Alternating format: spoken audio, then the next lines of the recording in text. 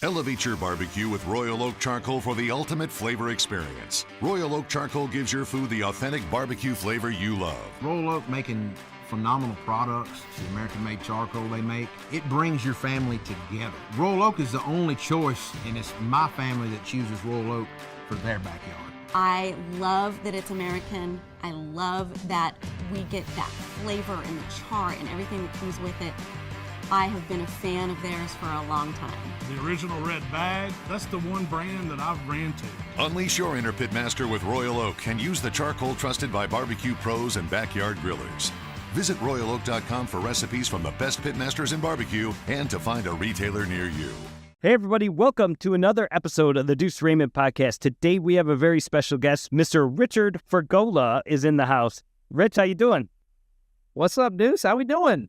I'm doing awesome, man. Thank you so much for taking the time to do this with us today. Oh, well, thanks for having me on, man. I really appreciate it. My name is Richard Fergola with Fergolicious BBQ out of Gardner, Kansas. I'm a retired wrestling coach. One day I went to a barbecue contest and was like, what the heck am I looking at here? I saw all the big rigs and saw all these cookers, and then I retired from where I was teaching at and became an administrator. And my colleagues gave me a KCBS judging class to take, and the rest is history, man. Fergolicious was born.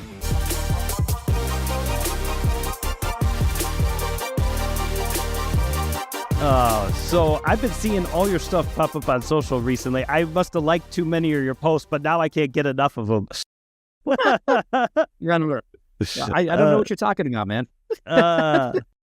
So, Rich, you started... I want to go back and just tell the audience a little bit of your history to give some context. So you started out as like a high school teacher, wrestling coach. How did that all turn into becoming the barbecue pitmaster you are today? Oh, man, what a journey. Yeah, I was a teacher for 21 years, taught high school special education, and I was a wrestling coach at the high school and college level. Won a national championship as a college coach in 2006. I helped coach the Olympic team. Wow. I mean, coaching was my life. It was, wrestling was a huge thing for me.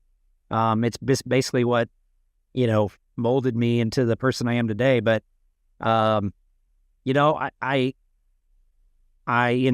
2012, because I was also an administrator for 2 years, and in 2012, I was leaving the high school that I was teaching at for the last 3 years and going to become an administrator for the first time in another district. And all my colleagues, at that point, I was a fan of barbecue. So I had been, I've been watching Barbecue Pitmasters, and I had, just been enjoying it and cooking at home in my backyard, didn't know what I was doing, that kind of thing.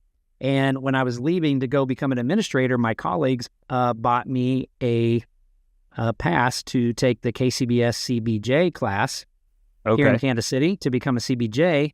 And so me and a buddy of mine, we went and took the class, and, we were like, whoa, this is wild, I mean, so we took the class, became CBJs, probably judged at least 5 contests, and then kind of went to a couple just to walk around and kind of see what it was like. And then in 2012, cooked our first one, man. And it was right there in my hometown of Topeka where I grew up. And I think there was like 50 teams, and we got 19th overall. What was your first call? It was Brisket, and we got third. Oh my gosh. Yeah, third place Brisket, a $50 check. And it was raining. I was exhausted. You were hooked for life after that. But it got me. It got me. It was like, and here we are. Fast forward. I never thought that, at that point in time, at least, that I'd be doing this as a full-time job. I think I was a lot like everybody. I watched a lot of barbecue shows, especially Barbecue Pitmasters. I remember the wife and I sitting on the couch watching, Tuffy and Myron and all those guys on the show. And lo and behold, one day I actually got to be on that show. So that was kind of like a dream come true. But, those are kind of the guys that I kind of watched as I was coming up. They were very good, very professional, and that's what I tried to be. I've been doing barbecue since 2018 full time, but now it's just full time me. Right. So we were joking there earlier, I'm my marketing manager. I'm my cameraman. I'm my everything. So, no, man, I'm just blessed. I'm very fortunate to have a good support staff and, people around me that, are there for me and support what I do. And, the barbecue world is definitely a unique one. So it is. I'm just going to be a part of it. It's so funny to me because the exact same thing happened to me.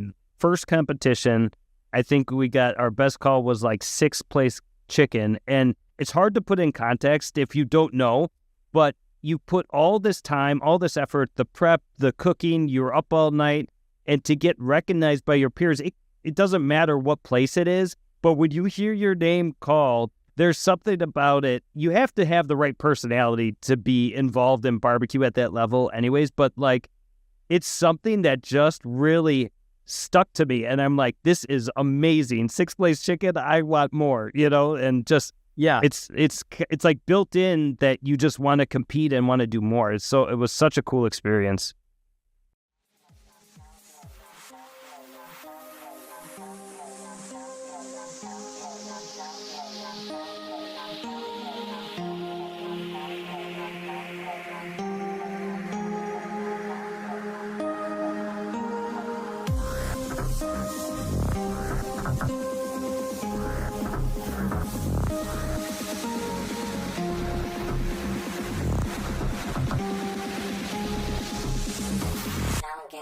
Don't give up.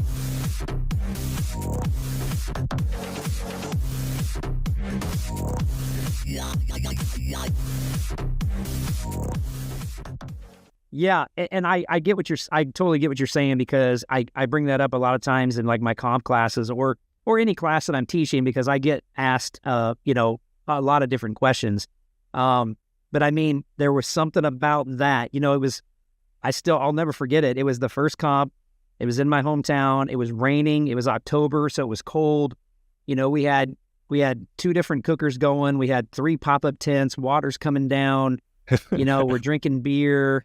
There was a whole bunch of us on the team, and we're standing in a tent for awards because it was raining, and I'm in the back of the tent, and no chicken call, no rib call, no pork call. And then to get 3rd place brisket, I didn't even realize what had happened. Yeah. They were like, hey, they called your name. And I went up there and I'm like, what?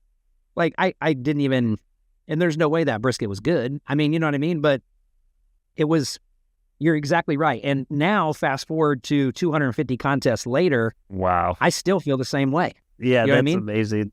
I still feel the same way when I get my name called. I mean, and now it's even more addictive, because how the system works. You're sitting in your seat at awards and how this whole thing's going down, right? So You're like, when you start hearing people's names called, you're doing what I call barbecue math. And, you're starting to figure out, oh, he's got 2 calls. Oh, she's got 3 calls. You know what I mean? Yeah. And you're like, oh, I might be in the game. You know what I mean? And so it's just kind of fun, and it gets your heart pumping. And the best ones, though, are when you don't have a lot of calls, or you have 1 call or no calls, and then you win.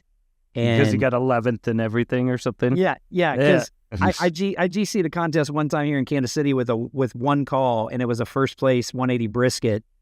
And when they were calling overall, they got in the top 5, and I just said, man, I didn't even make the top 10 in this thing. Jeez. And then I win it. And and Joe Pierce from Slaps, I think he had 3 calls.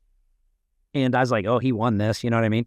Yeah. But he ended up reserving. It was very close, but those are even more fun because the anticipation is crazy. It has everybody on their seats. You know what I mean? Yeah. No, it's such a unique and exciting situation to be in, for sure. I love it. I competed from like 2010 to 2018, and I never got to that level where I was doing, I think 12 or 13 was the most we ever did in 1 year.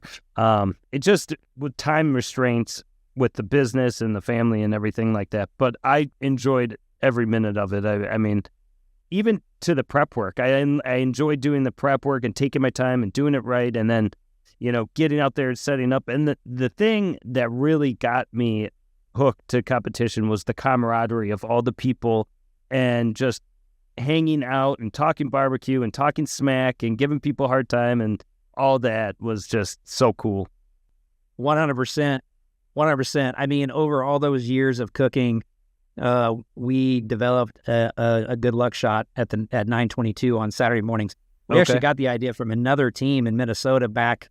I don't remember what year it was. Well, it must have been 2014 or 15 because it was right after we were on Barbecue Pitmasters. And these guys were next to us, and we were in Minnesota, and these guys were like, they yelled at us over, and they're like, "Hey, Fergolicious, do you want to come over and do a 922 shot?" And at that point, we had no idea what that was. We're like, what are we, what? We're going to do a shot at 922 in the morning? We're like, what are we doing? They're like, Gentleman Jack. And I go, oh my gosh. I go, that sounds absurd. Let's do that. Hey, Rod, what is the deal with the 922 shot? So the deal was we always had a lucky shot at contests, but it was usually at a pretty normal time, like 9 a.m. or 9:15 or 9:30, because it was easy to remember. But the problem was we weren't getting good turnout because everybody has something in their process while they're cooking, or they do something at those times of the morning. So somebody finally said, I can solve this. Let's do a 922. Nobody has a process to do at 922, and that's how it became the 922 lucky shot. That's amazing.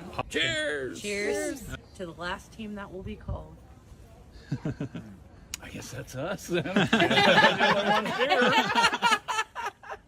Yeah, right. And so we did it, and next thing we know, I developed that into something we did everywhere we went, and it became very popular, and we ended up calling our shot Fergolade, and everywhere we go, we do it, and it goes to that camaraderie piece that you're talking about. Yeah. That is probably my favorite part of being at a barbecue contest, is that I know at 9:22 on Saturday morning and Sunday morning, if it's a double, that pretty much every team is going to come over to my trailer, and I get to try to high five everybody. That was always my goal, was to high five as many people as I can and tell them good luck and have fun.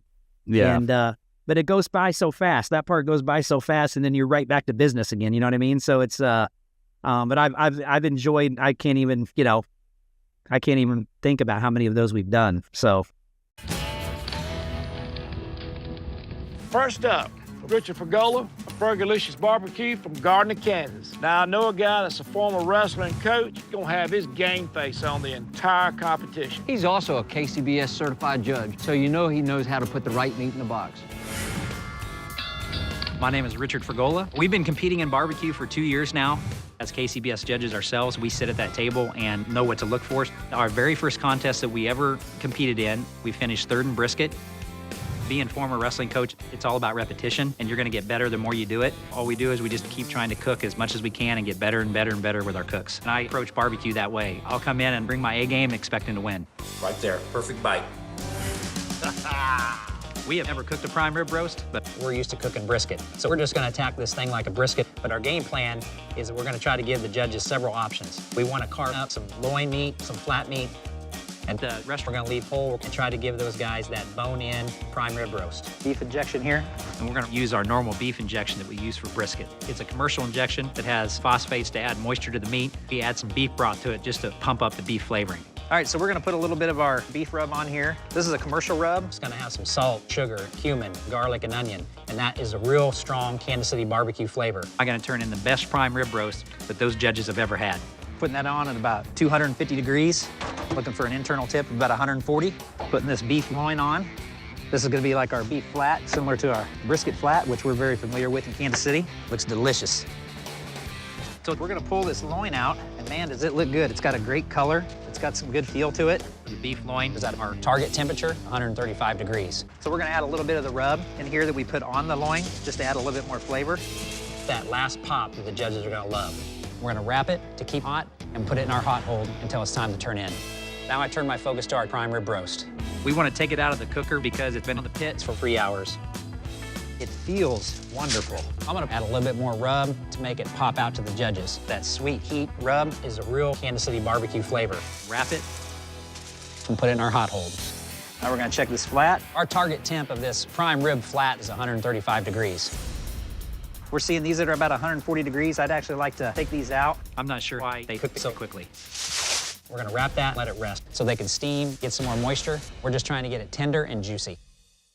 So how, you mentioned Barbecue Pitmasters, how did that come about? Because this was like early on in your competition career, and then you were in Pitmasters all of a sudden. You must have been like That's just seems so crazy to me. How did that happen? Oh, it was wild. I mean, it was super wild. We filmed it. We were on it in 2014. So yeah, we were just beginning. We were only a couple years in, and auditioned 1 year before, and nothing happened. And then the next year we auditioned again, and we just filmed an audition video in the garage, and I made it on my laptop, and we filmed it with our phones, and I think it was New Year's Eve, and I was getting ready for a New Year's Eve party at the house, and I was getting food ready, and I heard my phone ringing across the table there, but I had gloves on because I was making meatballs or something like that.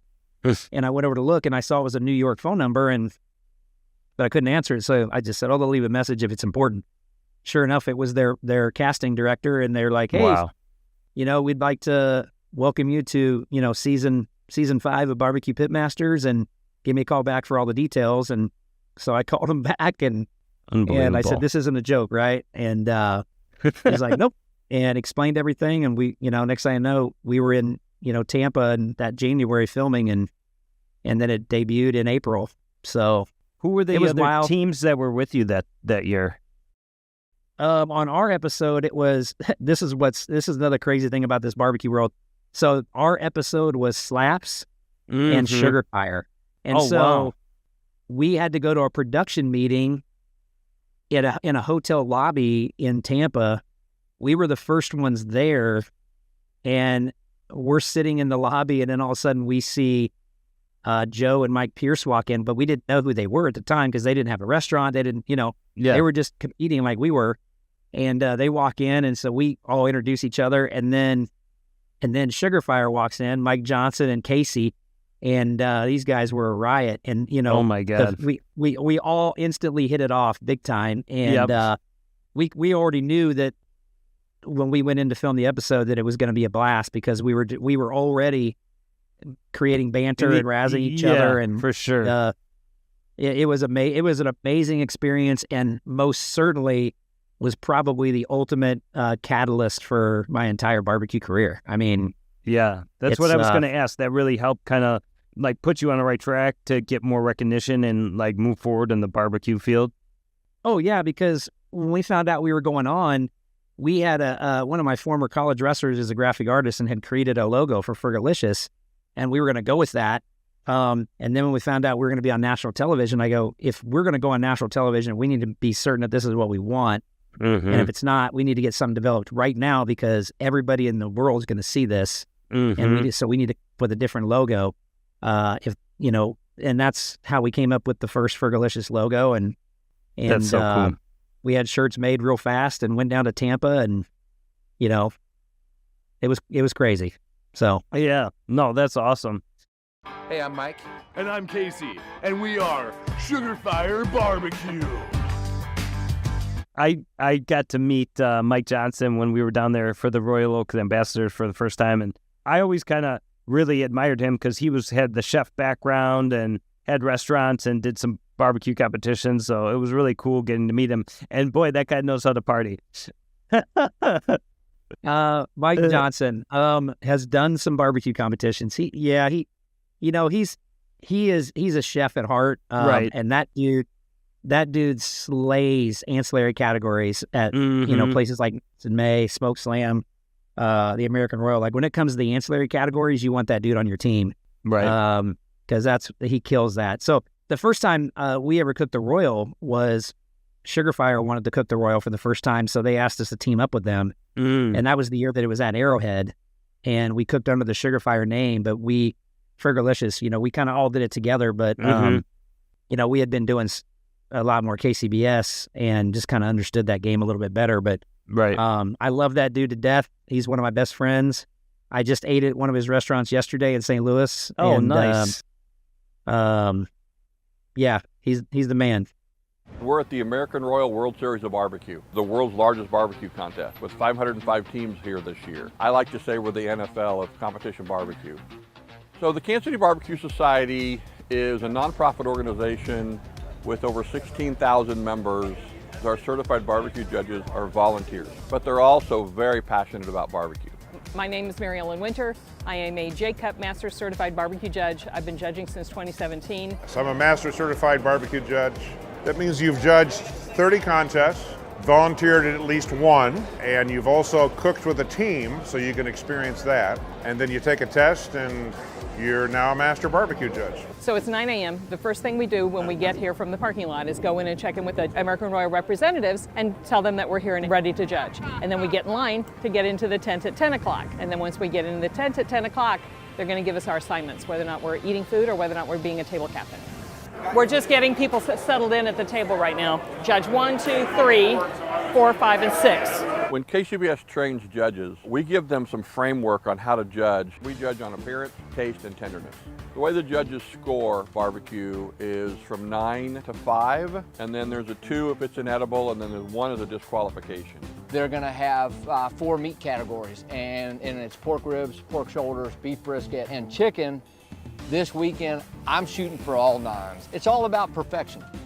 You're trying to get as much flavor in one bite. You don't want to be too sweet. You don't want to be too spicy. That middle ground is seems where that's the money spot. So when I remember meeting you for the first time, we were out, I think it was at a double in Belleville? Belleville. Yeah. Belvedere. Belvedere. Yeah. That's right. Yeah. And that was where I met you for the first time.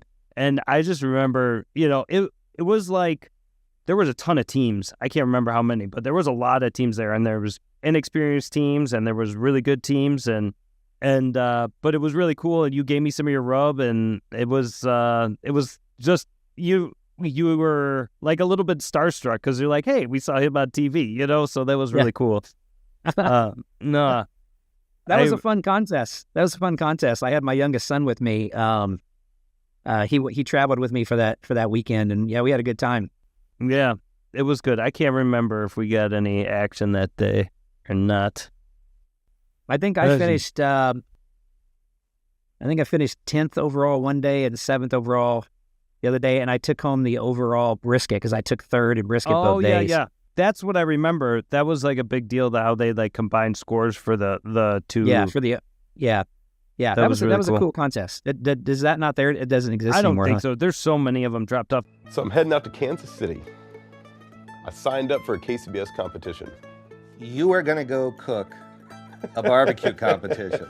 This guy. I mean, I've never been in a car wreck, but I don't want to do it. 30 years ago, competition started as a sauce competition. That was the very first barbecue contest. It was the Doo-Wah Diddy sauce contest that Artie Davis started with Carolyn Wells and the other KCBS original founders. Right. And then it graduated into meat. And then at some point during the process of these contests, someone decided to use sweet. And then look out. And then it was like you can't get the genie back in the bottle. Yeah. The genie is slathered in sugary, almost candied apple kind of a glaze. And that's considered great barbecue in that world. Yeah. So because they're all trying to please the judges, and the judges supposedly like sweet, people are not trying to find their own palates or their own taste profiles. They're trying to find the judges' profile. Yeah, but the kicker is that I don't cook that style. Right. I have They don't. no idea. They think you're coming to beat them. That's what they're going to think. I'm just getting you ready for it. No, you're right. You're right. And that's kind of what I'm worried about. And you're a nice guy. Be prepared to be hated. Ah! That's what you're going to have to bring. You want your game face on. You don't want anyone messing with you. I want you to know that I'll be thinking of you the entire time you're in Kansas during this contest, and I'll be smiling. That's one thing I wanted to talk to you about is how do you feel KCBS is doing? Because I hear a lot of people talking about how they're dropping contests, they're not really handling things as good as they could be. What kind of role do you play if any, in KCBS, and how do you think things are going for them? Well, I mean, I've been around for a long time. I mean, not as long as some people, but I'm not. The competition trail is not on my agenda this year. I'm more concerned about promoting my brand and my products and classes and those kind of things. But it's unfortunate that there are comps, that have gone to the wayside and more people are not going out and cooking. I see a lot of teams out on Facebook, trying to get people, hey, come to this contest, come to this contest. There's still openings. And, it never used to be that way. I mean, right. It never used to be that way. It was like, you had to get your name out there and sign up and get your dollars in just to get a spot. Right. Yeah. And in, the last few years that I competed, and I'll say this, and I know there's people out there that don't like what I do, what not just me, but other people do. I kind of held off on entering some contests until, a week or two before, because when you're chasing points, I don't want to sign up for a contest, pay the money, and then get there, or right before I leave to go there, find out there's only 20 teams or 21 teams, and it's not going to be a qualifier or any of that. You know what I mean? And it's less points. So, and the people out there that are points chasers, they know what I'm talking about, man. You had to strategize. What's the cutoff for teams? It has to be 35 or more. Is that right? No, you have to be a qualifier for the Royal Jacket. It has to be 25 or more. Unless 25. it's a first-year comp. If it's a first-year comp, then it has to be 15. Okay. But to get full points, you need to have at least 35 teams. Oh, that's what it is. Okay. If there's 36 teams, you don't get 36 points. The max is 35. But if you're going to a contest that only has, even has only 25, you're losing out on 10 points there. So if there's another contest somewhere else that's full and they're on the same weekend, you have to consider it. You know what I mean? Even if it's a further drive. And again, like I just said a minute ago, the points chasers out there, they know exactly what I'm talking about. And so, but there were some people that would get angry that, people would wait until the last minute to sign up. And, some contests would cancel because of that. But, I've always been, even when I was on the KCBS board and just as a cook, I've always been an advocate for, organizers just really need to step up their game and promote and get sponsors and really get, really deeply involved in this. You can't just say, oh, I just want to put on a barbecue contest and then snap your fingers and it happens. There's a lot, no different than us cooking contests. There's a lot of work involved. When you put a contest on, there's a lot of work involved, and you need to be willing to do that. To get the money that's going to attract the teams, to get the cool trophies, it's going to attract the teams. All those things that attract teams, you got to be able to make sure those happen. And that's why I was always huge in getting Corey Linton to speak at the KCBS Awards Banquet and have organizers and those kind of people, come and listen to him talk, because he's the best in the business. They built in Luling, Texas. Michael Johnson, the owner of Syntex Smokers. He makes a great pit. Before he started Syntex Smokers was a pipeliner, and he was working on a pipeline out in Burton, just west of here. And he used to come in and eat all the time. And he got laid off, when everything went to crap. And he was like, screw it, I'm gonna start trying to build these pits, We kind of kept up with him and everything. We got it built last year when we made the Texas Monthly Top 50, because we had to start going to the festivals and stuff. And, nobody puts on a contest better than Corey Linton. So, but, just things like that. I really wish I could see some new things happening with KCBS, and I just haven't seen it. And if I can help somehow, I would love to do that. Do you think it's going to turn a different way? I mean, I'd hate to see it go away altogether. I don't think that's going to happen, but I just see so many guys like, myself, you, even like Heath Riles and Malcolm, like those guys aren't competing anymore. That's not where they're in, like even, Tuffy, he said he's not going to do Memphis in May anymore. He's just not going to compete. He's past that point of his career. But having said that, there's still younger guys coming up that are looking to do it. I just hope that culture stays alive enough, because I'd hate to see that go away completely. Oh, I 500% agree with you. I don't want to see it go away either, because KCBS is what made me today. I would not be where I'm at right now without KCBS. And I wanted to stay out, but I wanted to grow, and I wanted to, flourish and have new opportunities and adapt and change and do new things. And I think those guys you mentioned, I think they're kind of like I am, where our focus has changed. And somebody texted me the other day and asked if they'd see me out on the trail this year. And I just said, my contests, they look a little different to me these days. And what I mean by that is,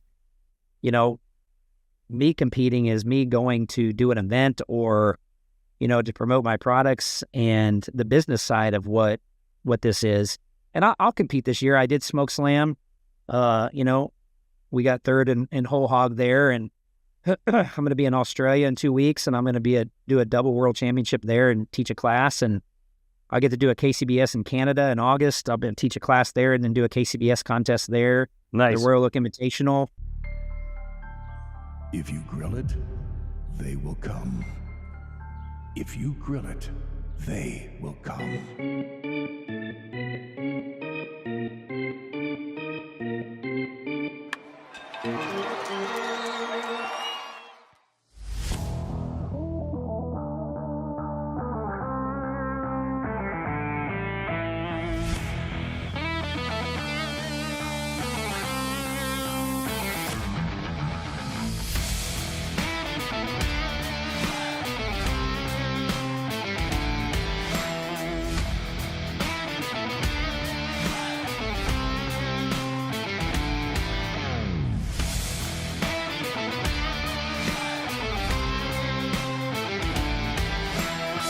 That's what barbecue smells like.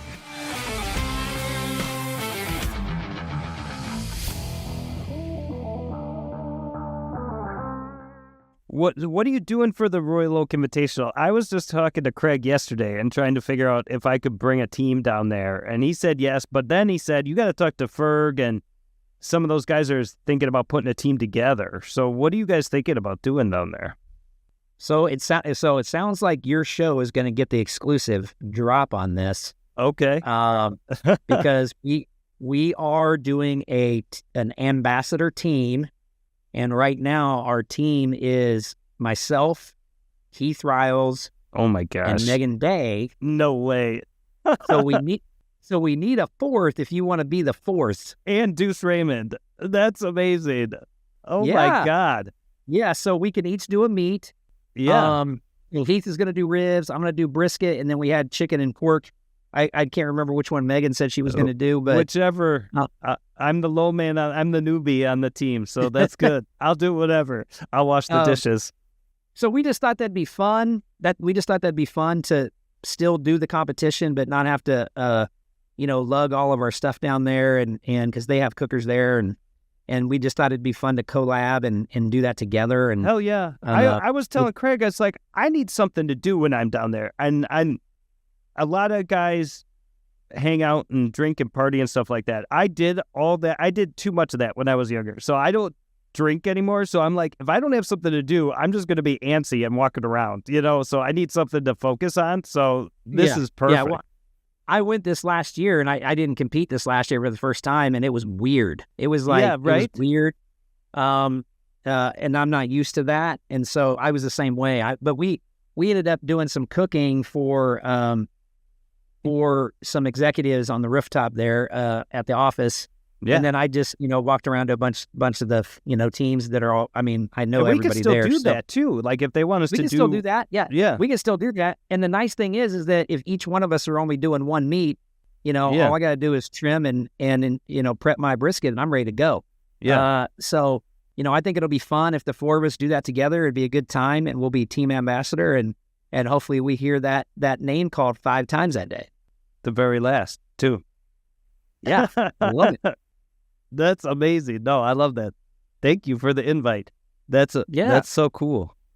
Craig is, I told him that I was going to have you on the podcast today. He's like, well, you better ask him about that. That's so awesome. Well, yeah, we needed a fourth person anyways, and so here we go. So Duce Raymond, Megan Day, Richard Fergola, and Heath Riles, Team Royal Oak Ambassador. Sounds like a winning team to me. Yeah. Awesome. And I already probably know the answer to this. What do you enjoy teaching better? Oh, between backyard and comp? Obviously I enjoy the backyard way more. Just because everybody that's in those seats there is there to learn and have like a good time with it. Not that comp guys aren't and comp girls, but in a comp class, it's serious business, because it's a lot more money to come to the class, and they're going to take that knowledge to go win money. That's right. And so, I there are aspects of the comp class that I enjoy because I love competing. So I love breaking down all the intricacies of comp barbecue and what I like to say, the psychology of comp barbecue. I love talking about that. But all of those little things, I love breaking all that down for people and basically watching a lot of people's minds open up to stuff they weren't even thinking about. You know what I mean? Like one question I ask people all the time, because it always comes up in the comp class. We start talking and people say, "Oh yeah, I was at the such and such comp where you were at, and you beat up on us pretty good, but we thought we turned in great product, but the judges didn't agree," which we've all heard people say, right? And when they say that to me, the very first thing I say back to them is, why was it a good product? And they kind of look at me like, well, what do you mean, Ferg? I'm like, well, you just said you thought you turned in a great product. Why did you think it was a good product? What was good about it? Like, how did you know why was it good? And at that point, they typically don't know how to answer that question. And I said, that right there, I said, this is a great lesson. I said, that right there is what you're going to have. That's a little hump you're going to have to get over before you can start getting a lot of calls. You have to know what good is. Well, let's talk a little bit about some of your classes, because I know we talked about that when we were down at the Royal Oak Conference a few months ago, and you were kind of telling me some of your schedule. You're going to be up in Chicago, and you just mentioned some of the other places you're going to be. So what type of classes do you do? Strictly competition, or do you focus on backyard stuff too? Because that's where I see the real opportunity. Whenever I'm putting content out, I'm really thinking about people in their backyard, because the competition market is great, but it's so small compared to everybody else. So what type of people are you seeing sign up for your classes, and then what are some of the products that you're actually showing them how to make? Yeah, I do way more backyard classes than I do comp classes. Any more in the last few years, I maybe do 2 comp classes at the most a year. The rest are all backyard. So, in Australia, it'll be kind of a mixture of the two, just because I'm in another country, and then I'm going to be doing I'm going to be doing a world championship double contest while I'm there as well. So I'm pretty excited about that. But Canada, that class is going to be a 2-meet comp class. But in August, I guess Smitty and I are going to be in Florida at the Elks Lodge in Winter Garden, and we're doing a big meats comp class. So we're doing brisket and pork. He's going to do his brisket and pork, and I'm doing my brisket and pork. August 16th, I'm going to be at Heat Exchange in North Ridgeville, Ohio, doing a full backyard class, a ribs extravaganza. So I'm going to be doing St. Louis ribs, baby back ribs, beef ribs, all for the backyard. And then in September, it's just all backyard classes. I'll be at Champion Barbecue Supply in Amarillo, Texas, doing backyard brisket and ribs. I'm going to be at Barbecue Outfitters in San Antonio, Texas in September, doing backyard brisket and ribs. I'm coming back to your area. September 11th, I'll be at Barbecue Authority, and I'm doing brisket and ribs. And then that Saturday, September 13th, I'll be at Smoke and Deal Barbecue, doing 2 classes, one in the morning, one in the afternoon, doing some really cool stuff, some pork belly. I'm doing the morning class is all pork. The afternoon class is all beef. All that stuff is online for people to see and go register and call. That's awesome.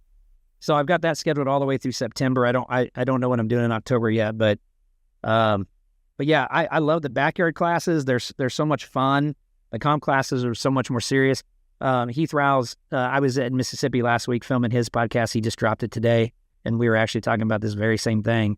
But it's the backyard class is where it's at, and the products I'm using are, I have my 6 rubs, the Richard Fergola barbecue seasoning line, and I use obviously I'm using those, and then sauces I use people that I work with, Blue Sog, Blue Pea. I don't have any of yours yet. We gotta send you some.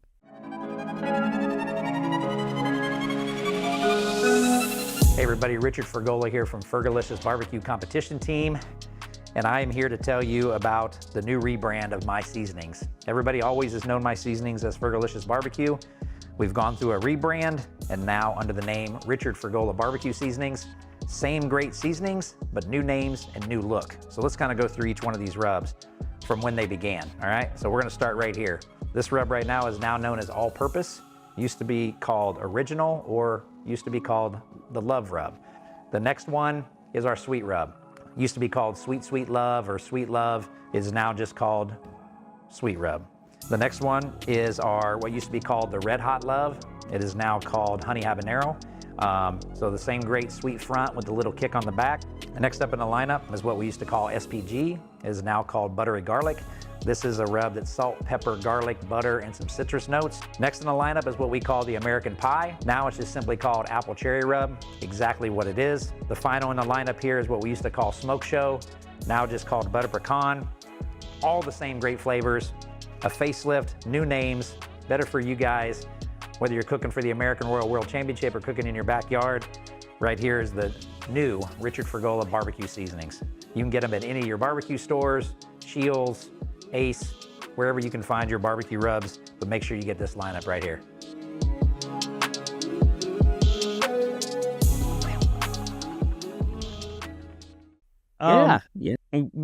So how do you talk about with these guys in the backyard? Like, you know, everyone's got their own grill and smoker setup. So what kind of smokers do you kind of lean towards to show them how to use that can be like easily translated to different types? Do you use a pellet cooker? Do you talk about smoking on a Weber, or what do you do for that?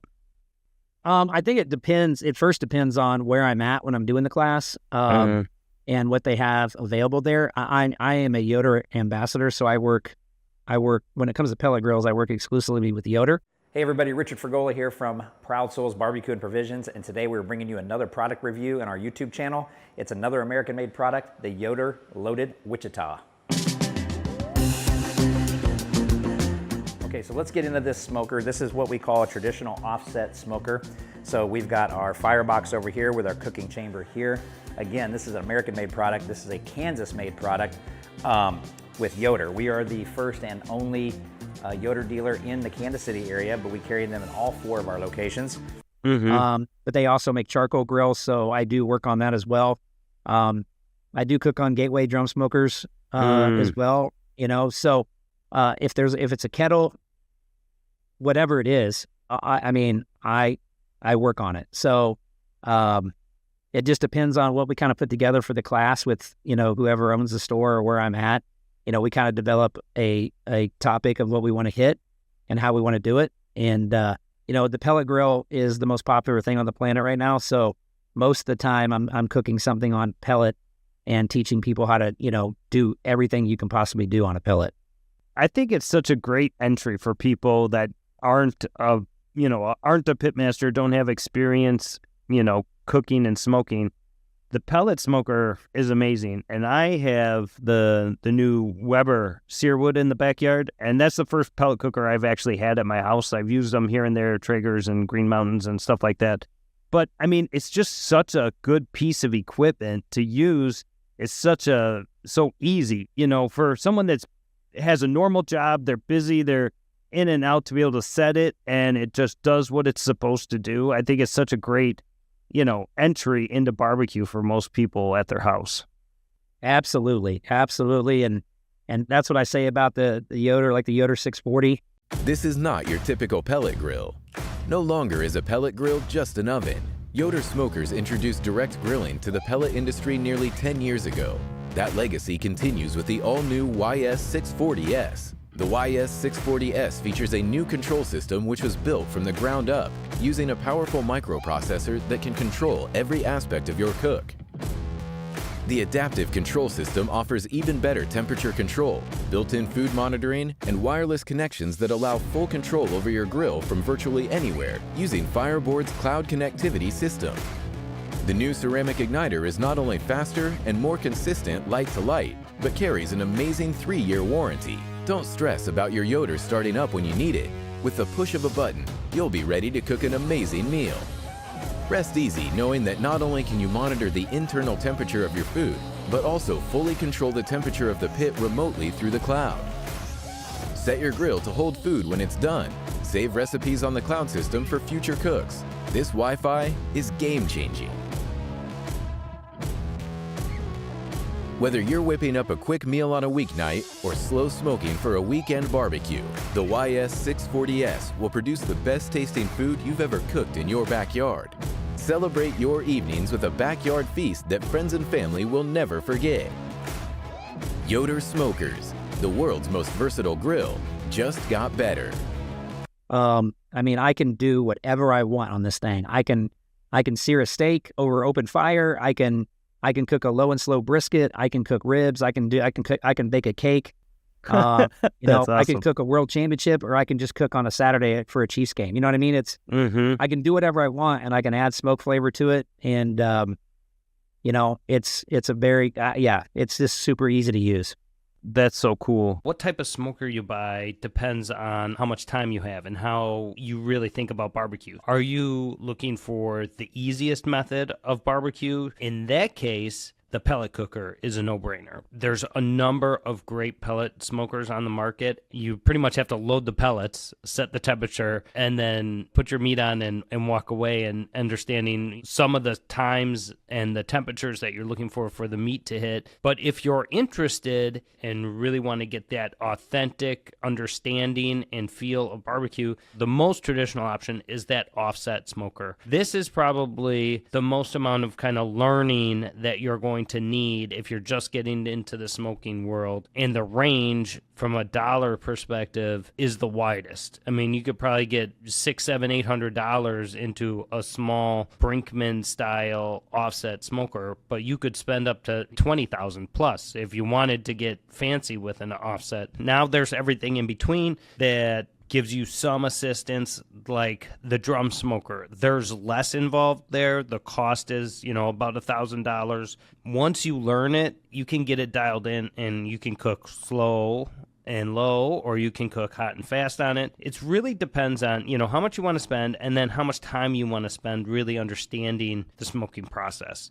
I think that, there's something to be said for having like the old traditional offset smoker. And I was just at a buddy's house that he's got no experience smoking or whatever, but he's had other hobbies over the years, scuba diving and taking care of his garden and all this stuff. And he's like, when I listen to you, I want to get into barbecue, and I want to get a smoker that I have to like stoke the fire and everything like that. And I said, that is something you have to be excited about. If you want to get into that type of cooking, you have to take the time. You have to learn your pit. You have to be there every 45 minutes to put a log on the fire and really understand what's going on. And that's not for everybody, but it is amazing. Some of the barbecue you get down in Texas off those big offsets, I don't think there's anything that can be like that. To me is like barbecue at its best. You know what I mean? You get great barbecue off of the pellet cooker and stuff, but it's just, there's something about the barbecue that comes off the old style smokers and pits. 100%. And I think anybody that wants to get into this, full time, whether at a restaurant or competition or just cooking their backyard at a higher level, I mean, running a fire in an offset, you're going to learn a lot. You know what I mean? You're probably going to mess it up in the beginning, but learning that fire management piece is huge, because if you can learn that on an offset, then every other cooker that you cook on, you're going to have a better understanding about color and smoke and flavor and heat and all those different things. You're going to have such a better understanding on how they all play in that ingredients that you're of that cooking. Because I always say, smoke is just like an ingredient like salt and pepper. Absolutely. And, whether you're using the Royal Oak lump charcoal or the Royal Oak briquette, and you're putting wood chunks, all of that stuff is an ingredient, and you got to know how to use it. And oxygen is one of them as well. So, if you can learn how to run that, then you can master anything. I love grilling with charcoal briquettes, whether it's steaks, hamburgers, hot dogs, or even smoking meats and vegetables. I've always wished there was a more convenient way to get that sweet hickory smoke without having to buy two separate products. That convenience is finally here. Not only does it taste great, but you get the value of two products in one. Best of all, Royal Oak Charcoal is proudly made in the USA. Make the switch to Royal Oak. All right, you have no budget, just whatever you want. You had to build the best outdoor patio for the best barbecue. What are the pieces of equipment you put back there? Tell to make the best tasting barbecue? Yeah. Well, I would definitely have my Yoder 640 pellet that I have. I would definitely have that. I would definitely want to have a flat top of some sort, even though I can do that in my Yoder because it's got a insert.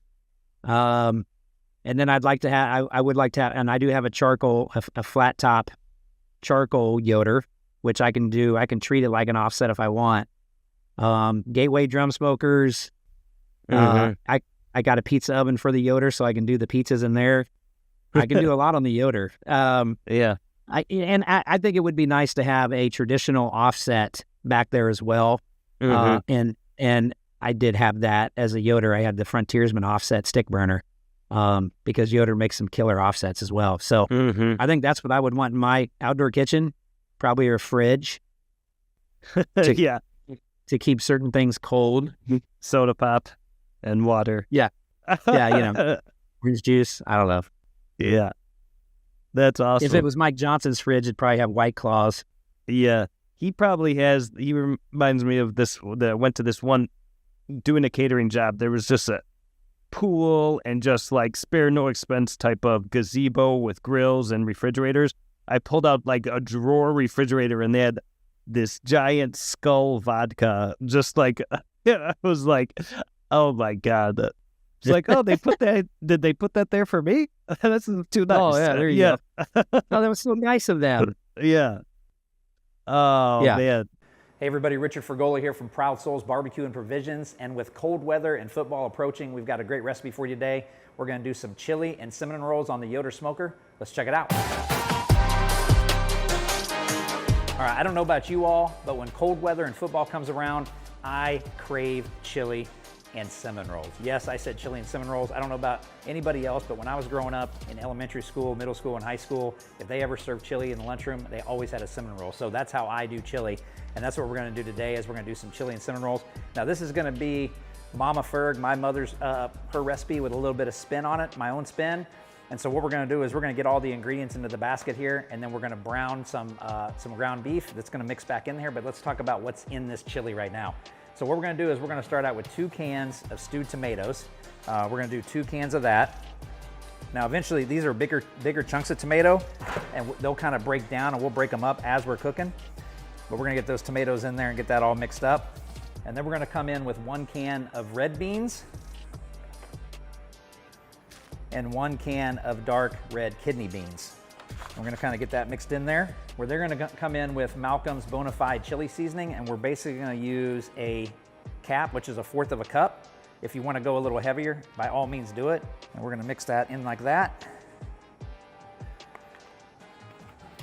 Maybe just a little more.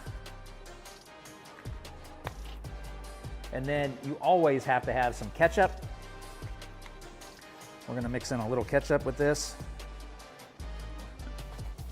And then to add a little bit more of that barbecue flavor, we're gonna get our boy Todd Johns from Plowboys. We're gonna bring in his Casey Crossroads. It's got some ketchup-y flavor to it, but it's gonna add a little bit of smoke and a little bit of barbecue flavor to this chili. About 1/4 of a cup of that as well. So now we've got, everybody's in the pool except for the ground beef. We're gonna get our ground beef out from Booth Creek Wagyu. We're gonna take it on the halo, brown it up, and then we're gonna mix it in with this and stick it on the Yoder smoker.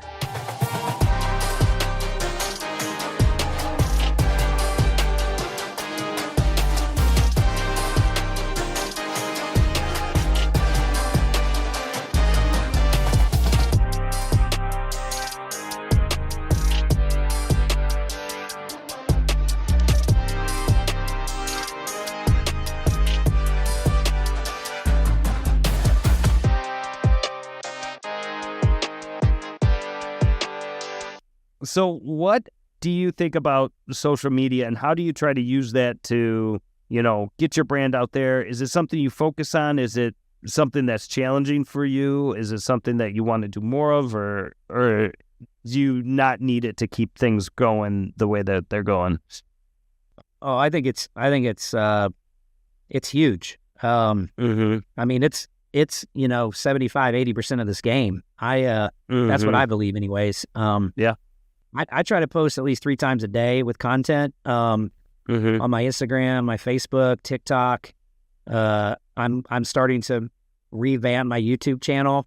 I was doing a lot of the YouTube videos for Proud Souls, but now I'm going to go back to my YouTube channel and start creating videos and content for my YouTube channel, Richard Fergola BBQ. So, but social media is big, and getting your brand out there and people seeing what you're doing and how you're doing it. And so I post at least 3 times a day, unless for some reason I can't. But I want to keep people, involved with what I'm doing and engaging with what I'm doing. And that's definitely a huge way to do it. Yeah, I mean, and it's how other people hear about you. You talked about, working with Royal Oaks or working with Yoder. Is like they have to find out about you somehow. So awareness is the main part of the game there. So that's exactly it. You want to keep having those type of relationships, keep the ones you have, build more, And I was talking to this guy. He's big on social. He's not like a professional barbecue guy, but he's built up his own brand. His name is My Check Grilling with Dad. Sweet, smoky, and a little boozy. Today, barbecue meets the bar. I'm gonna be making Jack Daniels and Coke ribs. I'm gonna marinate them, smoke them low and slow, and then finish in a delicious Jack Daniels and Coke sauce. This is Jack and Coke like you've never had it before. I'm Maciek, and this is Grillin' with Dad, the channel where I share my easy and super approachable grilling recipes, all made in my backyard. If you're new here, be sure to hit that subscribe button so you don't miss any of my videos. And if you're not new, welcome back. And he's built it up enough where he has these relationships with, Weber and Miller Lite and some of these other brands where he quit his job, his wife stopped working her job, and they work full-time on producing content. And it's amazing to me that the opportunities that are there with social media, for sure. I know. It is amazing.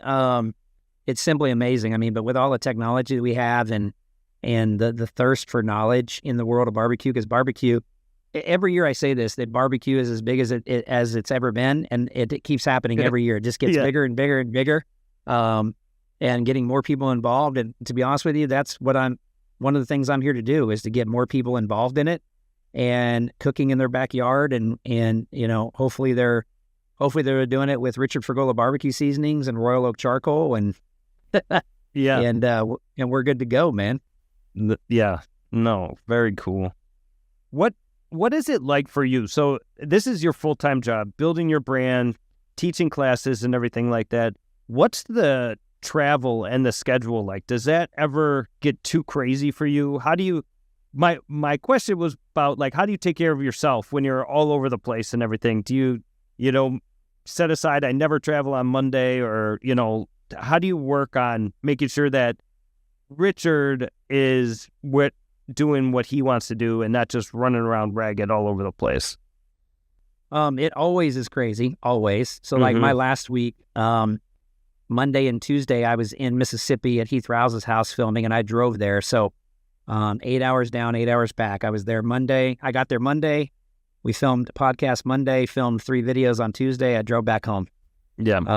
How was that, by the way? He's been telling me to come down and check it out. And I'm going to tell you right now, when you walk into this place, you're gonna become super jelly. Like it is the coolest place on earth for a barbecue person. I mean, it is badass. He did a great job with it. It's just badass. I mean, I was in awe the whole time I was there. I mean, it's a house. It's his farmhouse, and it's beautiful. I mean, it's beautiful. He's got everything you need.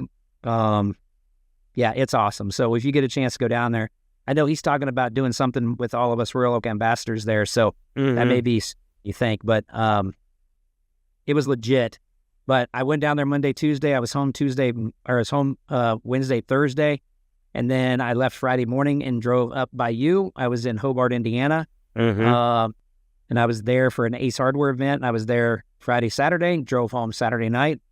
And now I get to be home for a little while. And yeah, the next thing is Australia. Did we say that? Kansas City. It's Lee Summit, Missouri. Yeah, it's a suburb of Kansas City, Missouri. Yep. Okay. Are you going to do the Kansas City Royal this year? So as of right now, I am not doing the American Royal. I am qualified for the Royal. But as of right now, my plan is to go down to Hondo, Texas, to Al Fergone's event. Oh, is that at the same time? Yeah, he was telling me. I'm going to be a celebrity judge, and I think Heath might go too. I know a lot of people that are not going to go to the Royal because they're going to go to that event. So that event sounds ridiculous. Al was telling me all about it, and then I just had Tony Ramirez on my podcast, TFTI, and that guy was just saying how awesome it is. And there's like, all the top barbecue influencers over there, and there's so many people go to it, and there's so much fun, and just the food there is amazing. He said sounds ridiculous. So what has been like, explain to me, because I met Al for the first time, and he was telling me about that big, I can't even remember what it's called. He's going to be mad at me. The big event that he does down in Texas where all the barbecue guys come down there and just cook, and it's like a big party. But what is that? It's the Texas Open Fire Meetup. Oh, Open Fire Meetup, that's it. Yeah. I watched that grow. The very first one was in 2021. It was just a handful of us. And then now it's this big mega festival, but it's 3 days. 1 day is open to the public, but it's pretty dope, man. Last year and the year before was like, the biggest ones, and it like over 100 influencers from around the world, from like 17 countries go out there. The first day is like a party day. The second day is just for us. We prep, and then we have things that we get to do, like some master classes, stuff like that. And then the third day is like a competition, and it's a friendly competition, but we have that, and then serving samples to the public, and then you get thousands of people that come there. But it's one of the best events, man. Like I go every year. Like I said, I've been going there since the very first one. I'm one of the OGs, what calls it, but it's definitely an event you don't want to miss. You're never going to get that many influencers from around the world and other countries all in one spot. And then there's huge networking opportunities. The biggest brands are there. It's one of those things, man. You got to go, dude. Yeah, I know. Well, Al was definitely pitching it to me for sure. It sounds amazing. So I think that's my plan. I just think that's better. That's a better place for me to be. I'll miss the Royal because I've done it like 7 or 8 years in a row. So, and I'm qualified for the Invitational again. So that's the part that's kind of tearing me. I'm like, I'm qualified. I should use it, but I think I'm going to Texas, baby. Times they are a-changin'. That's correct. Yeah. That is correct. That's interesting. Yeah. So talk a little bit about, let's go back to the competition, even though we're moving away from that, but there's something I wrote down, and I think that it's important for people to hear is like, what is the mindset of when you're in a competition and, it's high stakes and you've spent all this money to get there, all the money on the meat and the preparation and everything. When you're in that crunch time, that 2 to 3 hour window of when the meats are coming off and then you're putting them in the box, what's the mindset that you have that has led you to all the success that you've had? Talk a little bit about how you're thinking about things and really what is going on. Well, I think the best way to answer that is what I tell people in my classes all the time is they need to get out there and cook comps. I hear people say that, I'm doing a practice cook at home. I'm doing this at home. That's fine and dandy. I mean, to help you feel more comfortable with what you're doing, but it's not going to give you any answers really. You got to get out there and test that profile on judges in the trenches, where that's the only way you're going to find out. And I think when you've done that as many times as a lot of people, including myself, have done, you start to see the consistency and you learn the consistency of what you're doing. And so you start to build on that and start, I call it like a playbook. So you start to just run that playbook everywhere you go. So when I'm in those moments that you're speaking of, I'm confident because I know I'm hitting my marks because I do it every single weekend, and I'll know whether it's good or bad. I mean, but when you're at that level, you're not turning in bad barbecue. I can tell you that. You know what I mean? Like, you're just not. There would have to be some other outside variable that happened that created something outside of your playbook to make something go wrong. But if you're organized and you're planned and you run that all the time, those things won't happen. You know what I mean? Right. Like, they just won't, because you're prepared. And when you're prepared, and what I mean by that, you've got extra probes in case one goes out. You've got a backup fan in case a fan goes out, if you're using a fan. Do you ever cook 2 briskets at a comp, or you only do 1? Yep, I just cook 1 flat, and that's it. Just the flat, too? Yeah, I stopped cooking. I stopped turning in burnt ends like 2 or 3 years ago. Wow. Yeah, so, I mean, that was I know probably part of my problem as a chef. I would always have like 4 pork butts, 2 briskets, 8 slabs of ribs, 15 chicken thighs. Like, I'd have too much going on. You know what I mean? Because and you know what? I mean, a few years ago, I reduced it down to 8 chicken thighs. I cook 4 slabs of ribs. I do 4 or 5 money muscles and 1 butt, and I only cook the 1 butt because I want to get the jus out of it, and it's harder to get the jus out of just money muscles. And then I do the 1 brisket flat. So, I mean, it's like it's when a I go lot to less Canada to manage. That's awesome. A lot less to manage. But like when I go to Canada in August, I'm going to fly with my meat in my Yeti backpack, and I'll be able to put that entire contest in that 1 bag. Wow. That is so cool. Roll up there with it and be ready to rock. So you'll like get everything prepped, vac seal it, freeze it, and then throw it in the bag and hit the plane. Throw it in my Yeti backpack and put it in the overhead. Yep. Wow. That's so cool. Yeah. So, yeah, I've tried to simplify comps and just run what I know works. And when I turn it in, I know it's good. If it doesn't score, okay, whatever. On to the next one. I mean, I know what I turned in was good. So, yeah, that's the way I have to view it. You know what I mean? It's if there is something wrong with it, I'll know it before I turn it in. You know what I mean? Like, I'll know that. Oh, maybe it was a little tight, or maybe I pushed it a little too far, or something like that. Hey everybody, Richard here from Fergolicious BBQ, and we're here to talk about brisket today. This great piece of meat off the cow. It's one of my favorite things to cook, and I believe it's the most challenging thing to cook in competition barbecue. The best thing you can do tip-wise when you're cooking brisket is you want to start out with a great cut of meat. I like to cook Wagyu when I'm competing. That's got lots of marbling, all that fat running through that brisket really helps you get a leg up on the competition. And then obviously you got to have some great seasonings. And obviously we have the Fergolicious brand running our SPG with the butter on there, our original, give it great flavor, great color. And then you have to have that great smoke. So we usually use a little bit of pecan, maybe just a smidge of cherry, get that color on it, wrap it, and now it's time to get tender. We put a little bit more of our SPG rub in there. And when we finish that out, we take our competition briskets to about 208 internally, let them rest for a couple hours, and then it's barbecue magic, baby, or as I should say, brisket magic. So I love cooking brisket. You have leftovers after competition, make some cool sandwiches, hand them out to your friends. But if you want to make excellent brisket, follow some of those tips and you'll be on your way. What's that, on the brisket flat, what's that perfect temp to pull it at for you?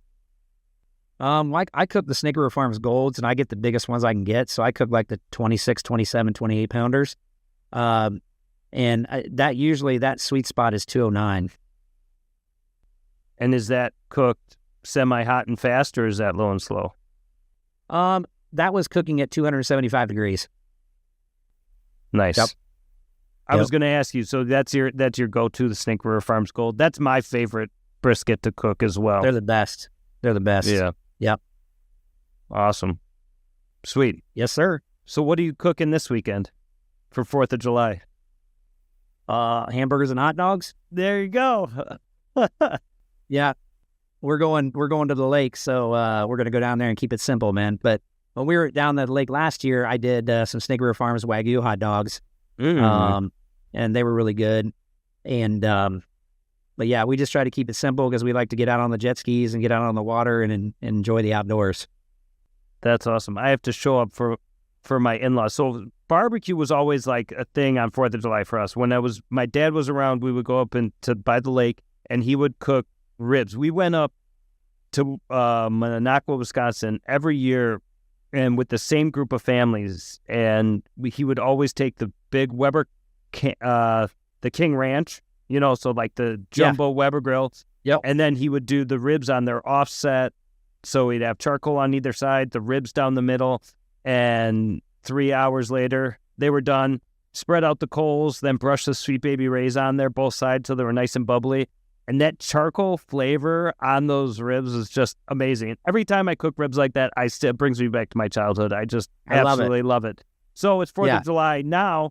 We're with my wife's side of the family, so I just am keeping that tradition going, So I'm doing ribs, and I think I'm going to do some nice ribeye steaks up there too. Ooh, yeah. Yeah. Some ribs, some ribeyes, some salad. But it's just it's ingrained in me to do barbecue on 4th of July. So I'm looking forward to it. My brother's got a nice pad up there, and he's got a smoker and a grill, so I can throw down some nice food for everybody. I was going to ask you, do you know anybody at Snake River Farms? Because I was trying to get a hold of people over there, and now I feel like I don't know if I pissed somebody off, or they don't want to talk to me anymore, or what. Well, the one person to know is the meat maven. That's Anella Kelso. That's who I was trying to reach out to. We did one little thing together, and she knows who I am for sure. Like, I used to run into her at comps and everything like that, but then she stopped returning my messages, so I don't know what the hell happened. Well, she's the best. So, all right. Anella, I would just you're the trying. best. Anella's the best. Throw me some love. She does a great job. She does a great job for Snake River. I'm super stoked to hear you say that she's still there, and I don't have to find somebody else. So that's good. Yeah, she's very knowledgeable, and she's great to work with, and I've been working with her for years, and so yeah, she, in my opinion, she is the face of Snake River Farm. So she gets a lot done there. Sweet, awesome. Yep. All right. And you know what we need to do? Is we need to do a video together. Maybe when I'm up there doing those 2 classes, Yes. I've got that Friday. I'm teaching a class on Thursday, and then I just got to prep on Friday. Where's my pen? Well, it'd be September 12th. Perfect. Okay, September 12th. Maybe I could come over and we could shoot a video, and then I could go prep for my next class. For sure. And if you need any store space or anything like that too, we got the whole facility. Okay. I'd love it. We could do it at the shop or at my house, and I'd love to just have you there. You could see the restaurant, see the catering business, and all that. That'd be a lot of fun. Yeah, let's jump on a phone call and talk more about that. Okay, cool. Very good. Well, okay, Mr. Fergola, thank you so much for spending the time with us today, and this has been a true pleasure. Duce. Thanks, you, brother. Man. All right, we'll talk soon. All right, thank you.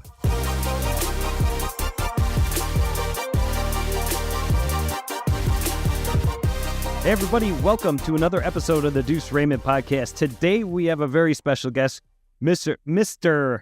Let me do that again. And hey, and since you're doing it again, say my last name for me real quick. Fergola. Got it. Good? Fergola? Okay. Yep. Mr. Richard Fergola. Or should I say Rich? No, Richard's fine. Okay.